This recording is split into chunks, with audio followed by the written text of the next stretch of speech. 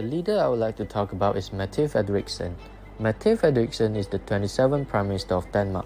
She plays an important role in the government response to the Covid-19 pandemic within the country.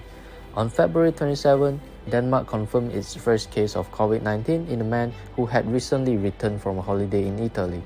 On March 11, Denmark reported its first death from Covid-19. Upon knowing this, Frederiksen enacted an emergency law extending the powers of public health authorities and law enforcement.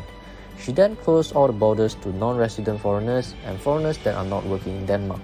On March 16, lockdown came into effect with the implementation of restrictive measures. Schools, public places, and non-essential stores are closed. Furthermore, strict social distancing measures are made compulsory. Gatherings of more than 10 people are not allowed, and people have to stay 1 meter away from each other. The government also announced the implementation of a widespread testing strategy to determine the number of cases more accurately.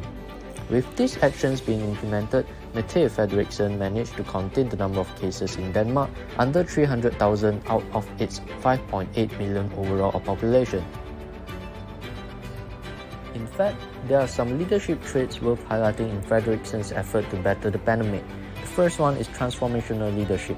She always works with her teams to identify needed change, creating a vision to guide the change through inspiration and executing the change.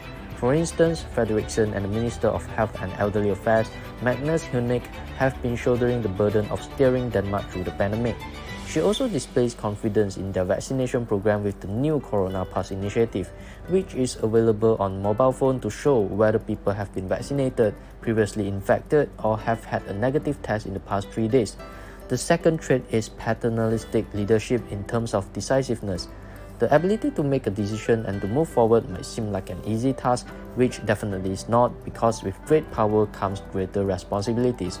Upon discussion among the country's health experts, Denmark was the first country in Europe to suspend the use of the AstraZeneca jab after reports of rare but serious cases of blood clots among those who had received the vaccine. However, they continued with the use of other alternatives such as Pfizer, BioNTech, and Moderna jabs. The third one is charismatic leadership. Frederiksen's straight-talking speeches and clear instructions to the nation have been widely praised. She has even managed to show a sense of fun, posting a clip on Facebook of herself doing the dishes while singing along to 1980s Danish pop during the nation's TV lockdown sing-along. The last trait is empathy. She opted for an empathic approach by holding press conferences for children to answer their questions directly.